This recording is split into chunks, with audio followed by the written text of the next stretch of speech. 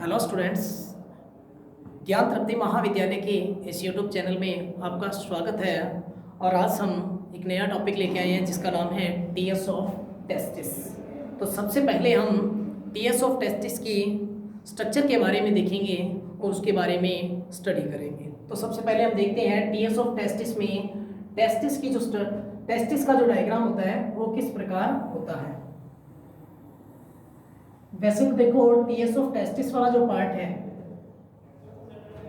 TS of testis वाला जो part है, उससे पहले वीडियो में मैंने आपको बताया था कि टेस्टिस जो होता है वो एक विशेष प्रकार के थैलेनुमा स्ट्रक्चर के अंदर सुरक्षित रहता है जिसे हम कहते हैं स्क्रोटम सैक। उससे रिलेटेड जब हमने टेस्टिस की हिस्टोलॉजी पढ़ी थी तो उसके अंदर हमने थोड़ा पढ़ा था कि टेस्टिस के अंदर कुछ विशेष प्रकार की कुंडलित नलिकाएं पाई जाती हैं जिन्हें क्या कहा जाता है, सेमिनिफेरस ट्यूब्यूल। तो देखो, सबसे पहले हम इसकी स्ट्रक्चर की बात करते हैं।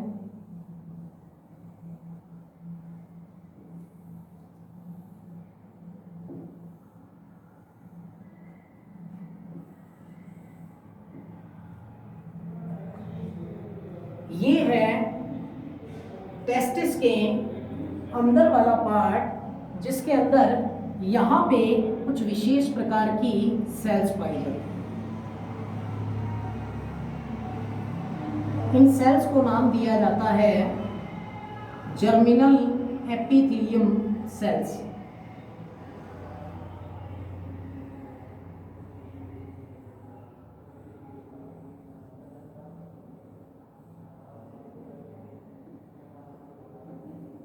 ये जो सेल्स आपके सामने मैं बना रहा हूं इन्हें बोला जाता है जर्मिनल एपिथेलियम सेल्स या जनिक उपकला कोशिकाएं।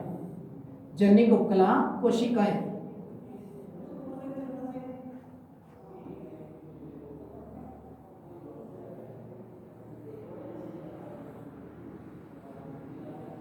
देखो,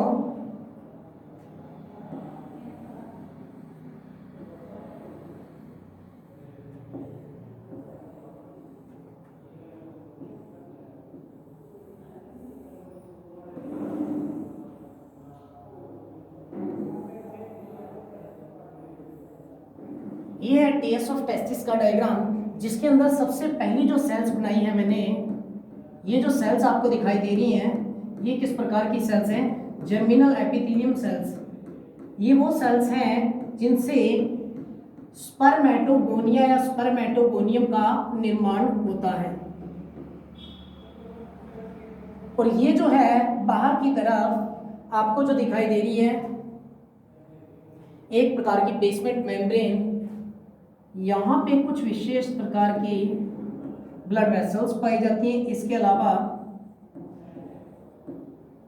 कुछ विशेष प्रकार की सेल्स पाई जाती हैं। इन सेल्स को कहते हैं लीडिंग सेल्स। मैं आपको कंप्लीट बताऊंगा इसके अंदर कि किस प्रकार से। पहले हम स्ट्रक्चर के बारे में पढ़ लेते हैं कि किस प्रकार से इसकी स्ट्रक्चर होती है।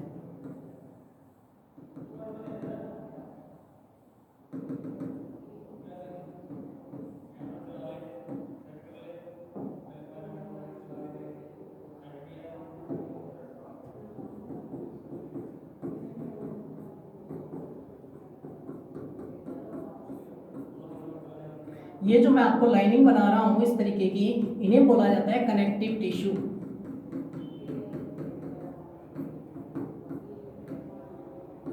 ये क्या है, कनेक्टिव टिश्यू। इस कनेक्टिव टिश्यू के अंदर देखो जो सेल्स पाई जा रही हैं, सबसे पहले यहां पे बनेगी इस प्रकार की सेल्स।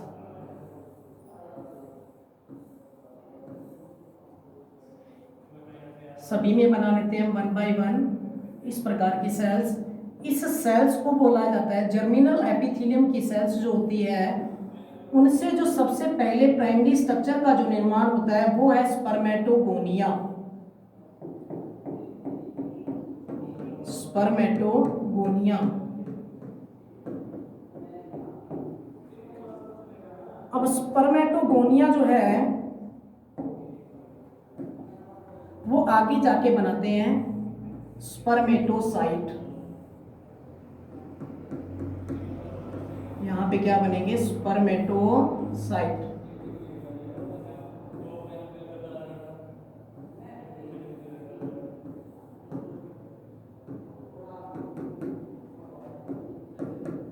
स्पर्मेटोसाइट आगे जाके कन्वर्ट हो जाते हैं स्पर्मेटिड्स में।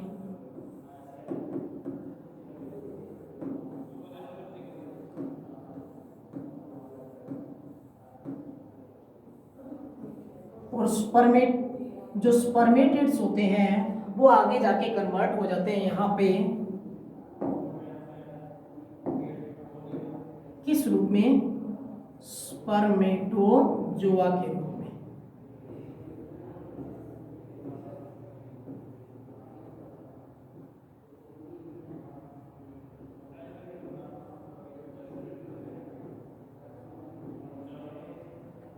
ये जो मैं आपको सामने बना रहा हूं इन्हें बोला जाता है स्पर्मेटोजोआ। देखो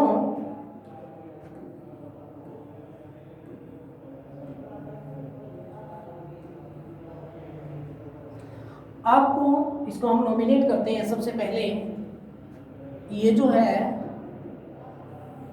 ये है ब्लड वेसल्स, ब्लड वेसल्स। और जो ये वाले पार्ट दिखाई दे रहे हैं आपको कि ये जो सेल्स दिखाई दे रही हैं, इन सेल्स को नाम देते हैं cells of Leydig, cells of Leydig या सर्टोलाइज सेल्स, सॉरी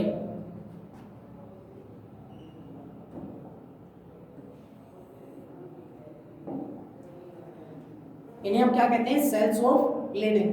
जो आपको यहाँ पे ये जो स्ट्रक्चर दिखाई दे रही है, इस तरीके से ये जो स्ट्रक्चर दिखाई दे रही है इन्हें कहते हैं सर्टोलाई सेल्स, सर्टोलाई सेल्स।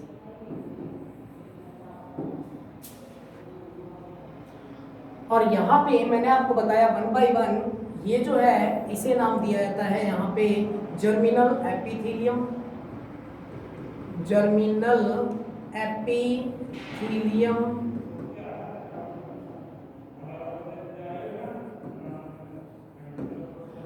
इसके बाद जो है उसे हम कहते हैं स्पर्मेटोगोनिया, स्पर्मेटोगोनिया। स्पर्मेटोगोनिया आगे जाके कन्वर्ट हो जाते हैं स्पर्मेटोसाइट्स में। स्पर्मेटोसाइट आगे जाके कन्वर्ट होते हैं किसमें, स्पर्मेटिड्स में, स्पर्मेटिड्स में। और स्पर्मेटिड्स जो है वो फॉर्मेशन करते हैं यहाँ पे इस प्रकार की स्ट्रक्चर का जिसका नाम है स्पर्मेटोजोआ। यहाँ पर आपको सेल्स ऑफ लीडिंग सेल्स मिल गई, ब्लड वेसल्स मिल गए, और जो आपको ये लाइनिंग दिखाई दे रही है इन्हें कहा जाता है कनेक्टिव टिश्यू।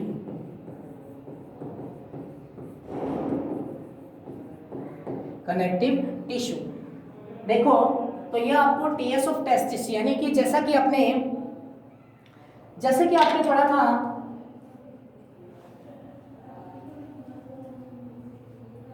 हाँ, तो हम शुरू करते हैं। देखो जैसा कि हमने क्या पढ़ा था,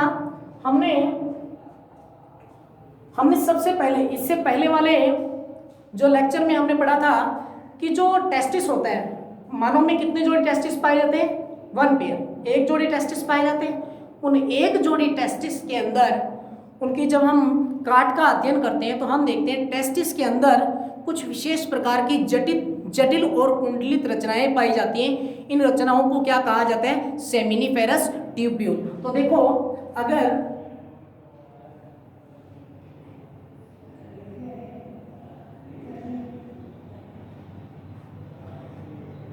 अगर इस डायग्राम को हम यहाँ पर लेके जाते हैं एक बार, तो देखो सबसे पहले बात करते हैं हम किसकी, हम बात करते हैं सेमिनिफेरस ट्यूब्यूल की। सेमिनिफेरस ट्यूब्यूल की ये जो डायग्राम आपको दिखाई दे रहा है ये कुछ इस तरीके का होता है, जैसे कि यहाँ पे एक ये सेल, एक ये और एक ये तीनों के तीनों ही क्या है, सेमिनिफेरस ट्यूब्यूल है। इन सेमिनिफेरस ट्यूब्यूल के अंदर यहाँ पे क्या पाया जा रहा है, यहाँ पे पाई जा रही है सर्टोलाइट सेल्स, इस तरीके से यहाँ पे पाई जा रही है सर्टोलाइट सेल्स। और इसके अलावा सर्टोलाइट सेल्स के बीच में मैंने आपको बताया कि यहाँ पे कुछ विशेष प्रकार की सेल्स पाई जाती हैं जिन्हें क्या कहते हैं हम, लीडिंग सेल्स। क्या कहते हैं, लीडिंग सेल्स। और बाकी जो आपको पार्ट दिखाई दे रहा है, बाकी जो पार्ट है इसके अंदर वाला ये पार्ट आपको यहाँ पर क्लियर दिखाई दे रहा है कि किस प्रकार के स्ट्रक्चर से मिलकर बनता है। तो देखो हम एक बार फिर बात करते हैं। देखो सबसे पहले बात करें अपने टेस्टिस की, तो मेल में मेल का जो नर जननांग है, मेल में अगर हम ये कहें, मेल में जो मेल है जिसके द्वारा हार्मोन्स का सीक्रेशन होता है प्लस शुक्राणुओं का जो फॉर्मेशन होता है, शुक्राणुओं का जो निर्माण होता है वो होता है टेस्टिस के द्वारा। मेल में कितने जोड़ी टेस्टिस पाए जाते हैं, 1 पेयर ऑफ टेस्टिस। मेल में एक जोड़ी वृषण पाए जाते हैं, टेस्टिस पाए जाते हैं, जो कि किसमें सुरक्षित रहते हैं, जो कि वृषण कोश में सुरक्षित रहते हैं।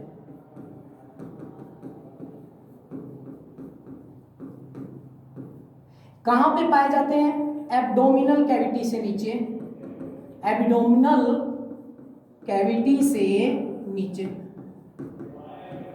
मानव में जो टेस्टिस होते हैं वो एब्डोमिनल कैविटी से नीचे की तरफ, क्योंकि मैंने आपको बताया था भ्रूणावस्था में ये क्या रहते हैं, ऊपर की तरफ। भ्रूणावस्था में ऊपर रहते हैं, लेकिन धीरे धीरे ये जो एब्डोमिनल कैविटी से नीचे की तरफ आकर वृषण कोशिकाओं में उतर आते हैं, स्क्रोटम सैक में आ जाते हैं। तो देखो मैंने आपको बताया कि टेस्टिस के अंदर मेन स्ट्रक्चर क्या होती है, टेस्टिस में मेन स्ट्रक्चर होती है seminiferous tubule. Seminiferous tubule, seminiferous tubule जो होती है, सेमिनिफेरस ट्यूब्यूल्स वो सेल्स होती हैं, यानी कि ये विशेष प्रकार की वो ट्यूब्स होती हैं, ट्यूब लाइक स्ट्रक्चर होती हैं जिनसे किसका फॉर्मेशन होता है, यहाँ पे हम कहें स्पर्मेटोजोआ का जो फॉर्मेशन होता है वो किसके द्वारा होता है, सेमिनिफेरस ट्यूब्यूल्स के द्वारा ही होता है। यानी कि सेमिनिफेरस ट्यूब्यूल्स के बारे में पढ़े तो सेमिनिफेरस ट्यूब्यूल जो होती है वो स्पर्मेटोजोआ का फॉर्मेशन करती है। तो देखो इस डायग्राम को हम वापस थोड़ा जूम करके देखते हैं।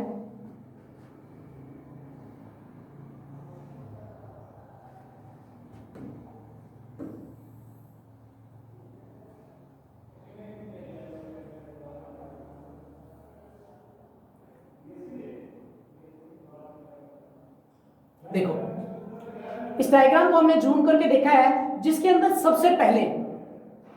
सबसे पहले जो बाहर की तरफ मेम्ब्रेन पाई जा रही है इसे नाम दिया जाता है बेसमेंट मेम्ब्रेन। बेसमेंट मेम्ब्रेन, ये बेसमेंट मेम्ब्रेन जो है, देखो ह्यूमन के रिप्रोडक्टिव सिस्टम में जिसकी हम बात करते हैं, मेल रिप्रोडक्टिव सिस्टम के अंदर कुछ विशेष प्रकार के टेस्टिस के अंदर कुछ विशेष प्रकार की नलिकाएं पाई जाती हैं जिन्हें कहा जाता है सेमिनिफेरस ट्यूब्यूल। सेमिनिफेरस ट्यूब्यूल जो है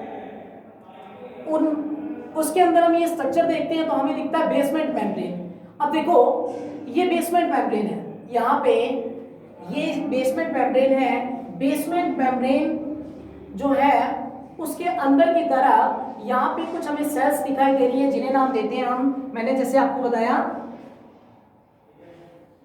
क्या नाम देंगे, cells of Leydig. Leydig cells किसका फॉर्मेशन करती हैं, लीडिंग सेल्स जो होती हैं वो मेल हार्मोन्स, मानव में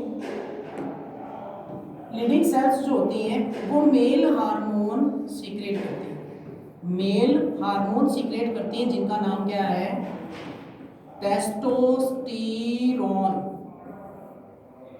तो देखो हम नेक्स्ट पेज पे लेके चलते हैं इसको। सबसे पहले हम किसकी बात करेंगे, यहाँ पे हम यहाँ पे बात करते हैं सबसे पहले जर्मिनल एपिथेलियम की। तो देखो इस डायग्राम के अंदर ये जो स्ट्रक्चर आपको दिखाई दे रही है ये है जर्मिनल एपिथेलियम सेल्स। आपको मैं स्पर्म के जो निर्माण की प्रक्रिया वो थोड़ी मैं समझा देता हूँ किस प्रकार से होती है। तो देखो सबसे पहले germinal epithelium cells, germinal epithelium cells वे होती हैं जो किसका फॉर्मेशन करती है। यहाँ पे जो नेक्स्ट स्ट्रक्चर आपको दिखाई दे रही है ये वाली, इसका नाम है यहाँ पे क्या, स्पर्मेटोगोनिया। जर्मिनल एपिथेलियम सेल्स से स्पर्मेटोजोआ का निर्माण होता है, सॉरी स्पर्मेटोगोनियम का निर्माण होता है, स्पर्मेटोगोनिया का निर्माण होता है। स्पर्मेटोगोनिया है वो आगे जाके कन्वर्ट हो जाता है किसमें, स्पर्मेटोसाइट के अंदर। जर्मिनल एपिथेलियम, जर्मिनल एपिथेलियम से किसका फॉर्मेशन हो रहा है यहाँ पे, स्पर्मेटोगोनिया का। स्पर्मेटोगोनिया आगे कन्वर्ट होगा किसमें, स्पर्मेटोसाइट में। स्पर्मेटोसाइट आगे कन्वर्ट हो जाता है किसमें, स्पर्मेटिड्स में। तो मैं जैसा आपको बता रहा था कि सबसे पहले तो क्या होगा, सबसे पहले जो जर्मिनल एपिथेलियम सेल्स है, जर्मिनल एपिथेलियल सेल्स है, जर्मिनल एपिथेलियम सेल्स जो है उसके द्वारा फॉर्मेशन किसका होता है यहाँ पे, स्पर्मेटोगोनिया का। स्पर्मेटोगोनिया, स्पर्मेटोगोनिया आगे जाके कन्वर्ट किसमें होता है,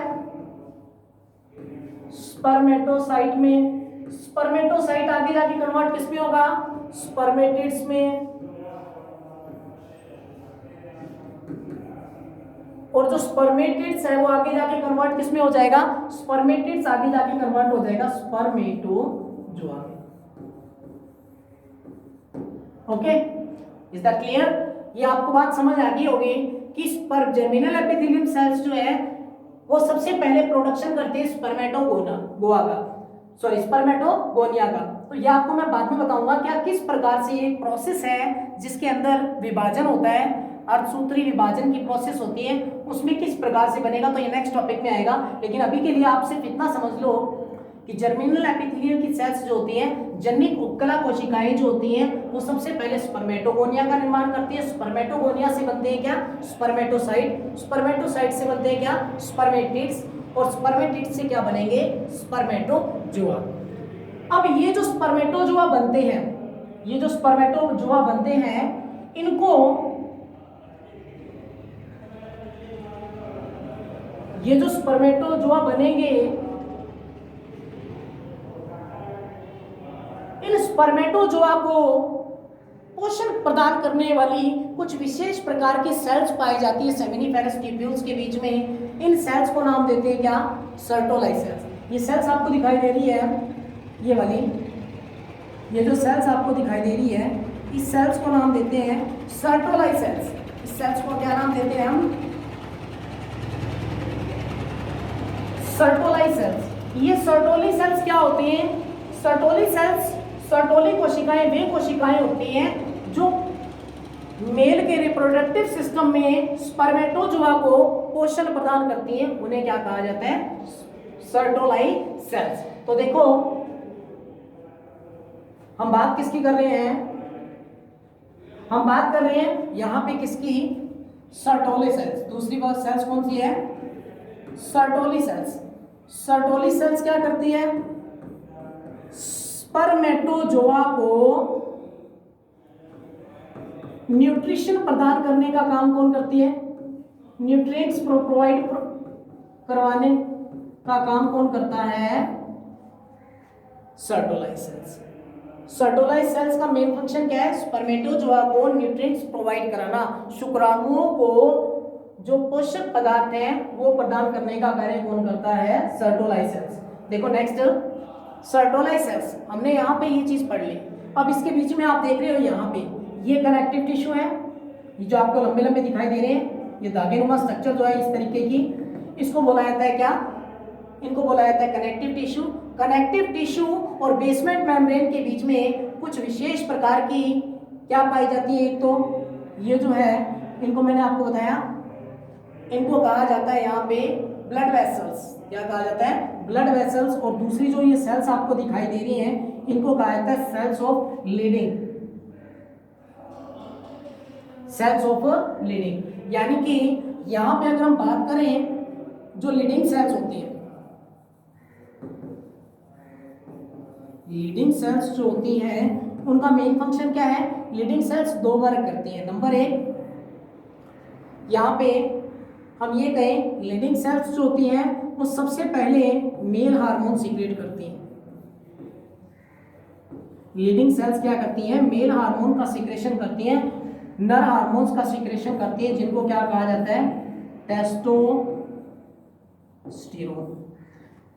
मेल के अंदर जो लीडिंग सेल्स होती हैं वो टेस्टोस्टेरोन नामक हार्मोन्स को स्रावित करती हैं। दूसरा हम कुछ ये कह सकते हैं कि कुछ मात्रा में जो लीडिंग सेल्स होती हैं, लीडिंग सेल्स को एक नाम और दिया जाता है इनहिबिन सेल्स।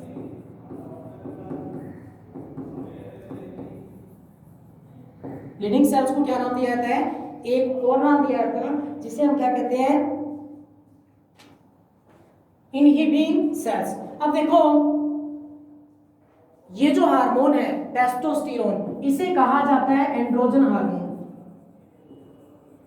दो प्रकार के हार्मोन होते हैं, एक होता है एंड्रोजन और एक होता है एस्ट्रोजन हार्मोन्स। तो जो मानव में मेल हार्मोन सीक्रेट होता है जो इनहिबिन सेल्स या लीडिंग सेल्स के द्वारा, उसका नाम क्या है? टेस्टोस्टेरोन। तो देखो फिर हम बात करते हैं इसी डायग्राम की। तो इसी डायग्राम के अंदर आपको कुछ और स्ट्रक्चर नजर आ रही है जो कि देखो किस प्रकार है। यहाँ पे सबसे पहले ये एक डायग्राम के अंदर आपको यहाँ पे आउटर लेयर को देखें तो यहाँ पे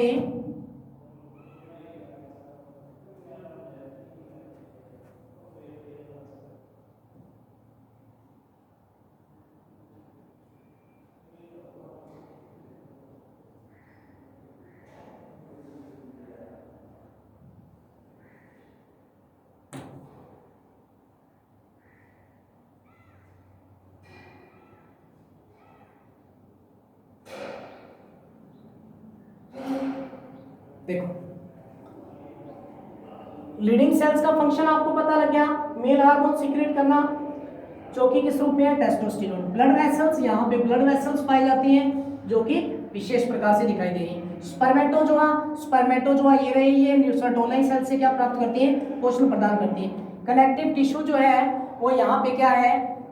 संयोजी ऊतक, यानी कि जो इनहिबिन सेल्स होती हैं, यानी कि यहाँ पे इनहिबिन सेल्स कह लो या लीडिंग सेल्स कह दो, ये लीडिंग सेल्स जो होती है ये कनेक्टिव टिश्यू के अंदर क्या रहती है? संयोजित रहती है। कनेक्टिव टिश्यू के अंदर दो प्रकार की चीजें पाई जाती हैं, नंबर एक ब्लड वेसल्स, नंबर दो यहाँ पे लीडिंग सेल्स। ये दोनों ही क्या करते हैं? यहाँ पे इनके अंदर समाहित रहते हैं। दूसरा spermatid Sertoli cells, spermatocyte, spermatogonia, germinal epithelium cells और बेसमेंट मेम्ब्रेन। तो देखो नेक्स्ट हम बात करते हैं,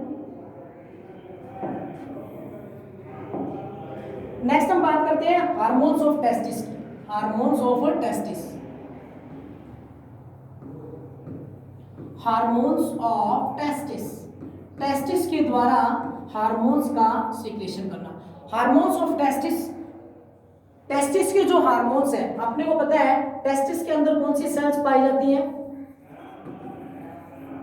टेस्टिस के अंदर लीडिंग सेल्स पाई जाती हैं जो कि तीन प्रकार के हार्मोन्स स्रावित करती हैं। नंबर एक टेस्टोस्टेरोन, दूसरा डाईहाइड्रोटेस्टोस्टेरोन, डाईहाइड्रोटेस्टोस्टेरोन, और थर्ड वन जो है वो है एंडोस्टेनिडियोन, एंडोस्टेनिडियोन। ये तीन प्रकार के हार्मोन हैं, लेकिन इनमें सबसे अधिक जो स्रावित करने, जो सबसे अधिक मात्रा में स्रावित होने वाला हार्मोन, सबसे अधिक मात्रा में स्रावित होने वाला हार्मोन है, जो सबसे अधिक मात्रा में लीडिंग सेल्स के द्वारा जो सबसे अधिक मात्रा में स्रावित किया जाने वाला हार्मोन है, उसका नाम क्या है? उसका नाम है टेस्टोस्टेरोन। बात करते हैं अपने टेस्टोस्टेरोन की। तो देखो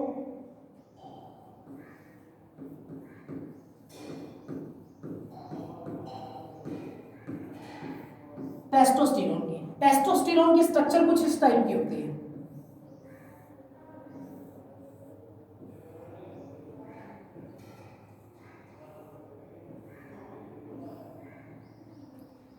टेस्टोस्टेरोन की जो स्ट्रक्चर होती है वो यहाँ पे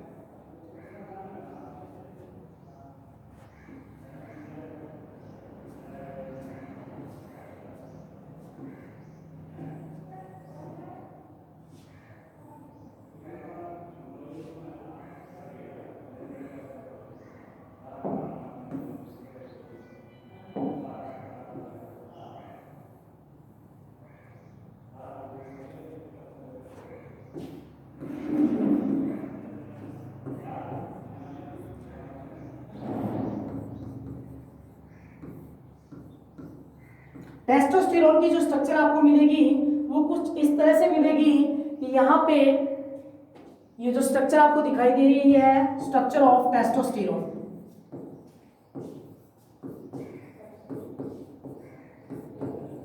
स्ट्रक्चर ऑफ टेस्टोस्टेरोन, टेस्टोस्टेरोन की ये स्ट्रक्चर है। आप टेस्टोस्टेरोन के बारे में, इसके कैरेक्टर्स के बारे में थोड़ा बाद में पढ़ेंगे, लेकिन ये सबसे पहले इसकी स्ट्रक्चर है जो कि टेस्टोस्टेरोन के नाम से जानी जाती है। नेक्स्ट देखो,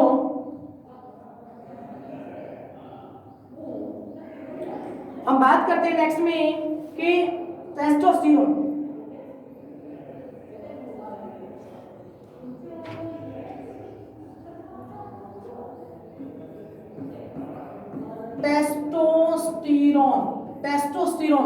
टेस्टोस्टेरोन के निर्माण की जो क्रिया होती है, यानी कि मनुष्य में जो इंटेरिस्टियल सेल्स, जो कि टेस्टोस्टेरोन नामक मानव में इंटेरिस्टियल सेल्स जो होती हैं, अंतराली कोशिकाएं जो होती हैं, लीडिंग सेल्स जिसको कहते हैं, मानव में इंटेरिस्टियल सेल्स जो होती हैं, उनका निर्माण भ्रूण के 7वें सप्ताह में ही हो जाता है। एम्ब्रियोनिक स्टेज में 7वें सप्ताह से ही प्रारंभ होने लग जाता है, 7वें सप्ताह में ही प्रारंभ हो जाता है। मानव में इंटेरिस्टियल सेल्स जो होती हैं उनका निर्माण भ्रूण के 7वें सप्ताह में प्रारंभ हो जाता है। इसी प्रकार देखो, अगर हम बात करें कि भ्रूण में इंटेरिस्टियल सेल्स जो होती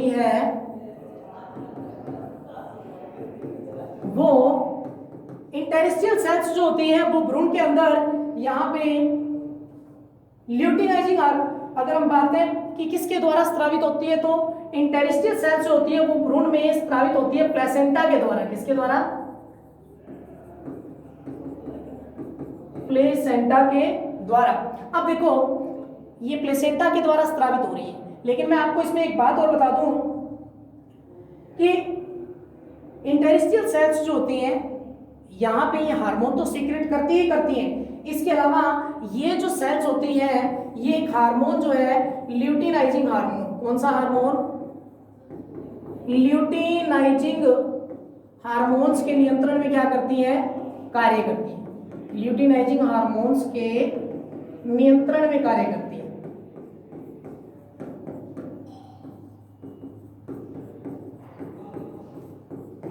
अब हम कर लेते हैं फंक्शन ऑफ टेस्टोस्टेरोन।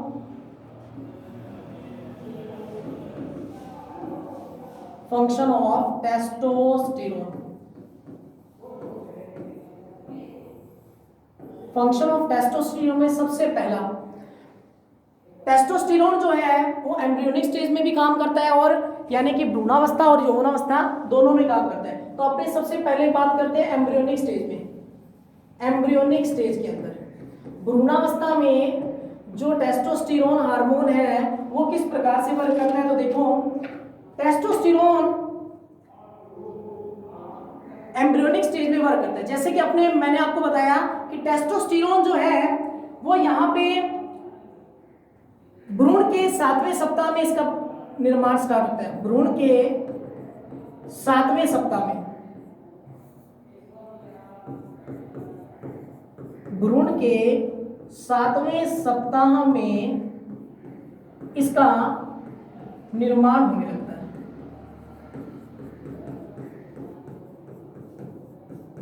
एक बात और, इस समय क्या होता है, दो प्रकार की डक्ट बनती हैं। भ्रूण के 7वें सप्ताह में इसका निर्माण होने लगता है और इस कंडीशन में, ठीक है,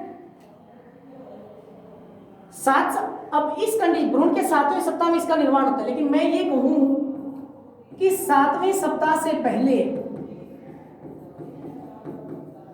7वें सप्ताह से पहले इनमें दो प्रकार की डक्ट पाई जाती है।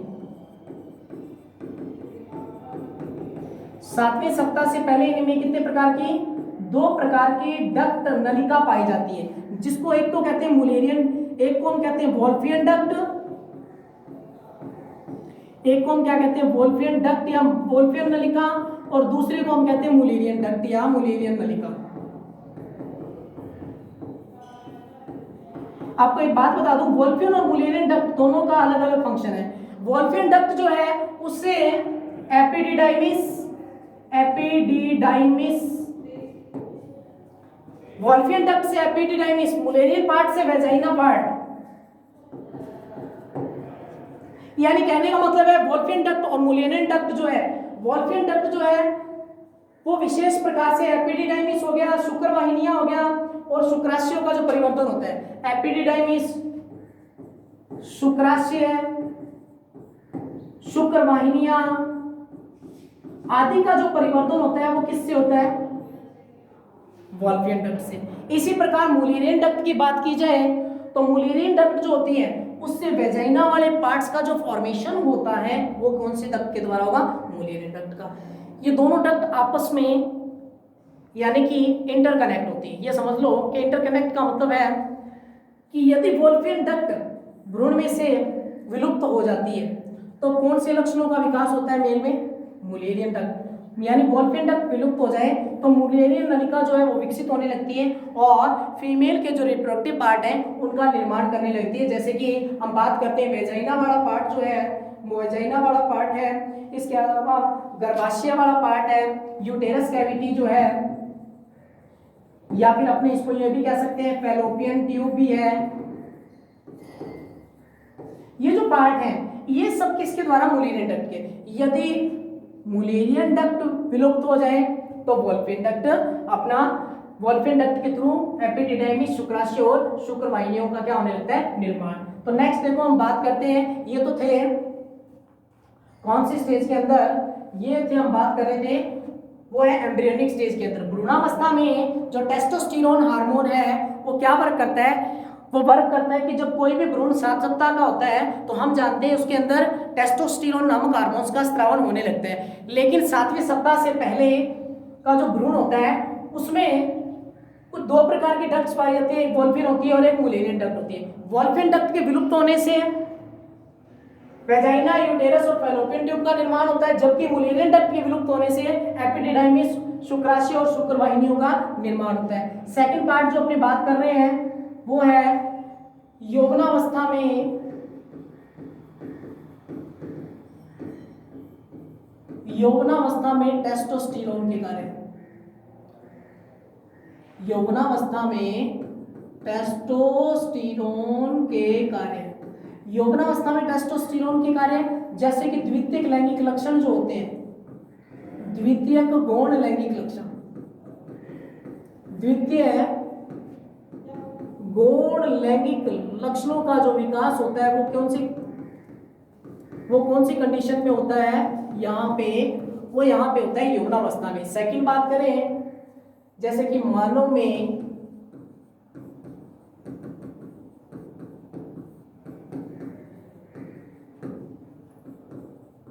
दाढ़ी मूंछ का जो विकास होता है आना, वो भी किसके हैं, टेस्टोस्टेरोन के वर्क है। और तीसरा टेस्टोस्टेरोन हार्मोन्स जो है, अगर हम बात करें टेस्टोस्टेरोन हार्मोन की तो इसके अलावा ये टेस्टोस्टेरोन अतिरिक्त जो हमारे यहाँ पे विशेष प्रकार के पार्ट है जैसे शुक्राशय,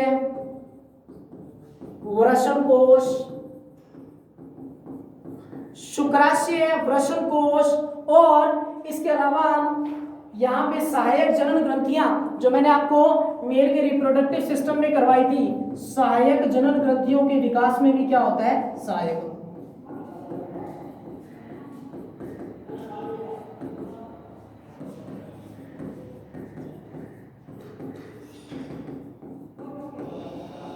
तो ये तो कुछ इसके कैरेक्टर्स हैं जो यौवनावस्था में टेस्टोस्टेरोन हार्मोन वर्क किस प्रकार से करता है। और इसके अलावा अगर मैं कहूं टेस्टोस्टेरोन जो है वो शुक्र जनन की क्रियाओं को भी पूरा करता है। नेक्स्ट पढ़ेंगे हम शुक्र जनन क्या होता है। शुक्र जनन की क्रिया को पूर्ण करने में भी किसका योगदान होता है,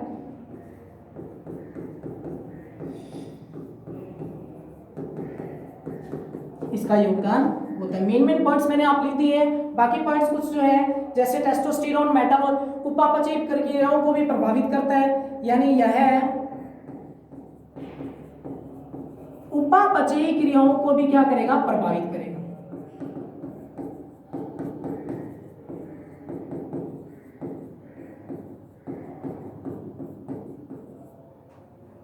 आज के लिए इतना ही।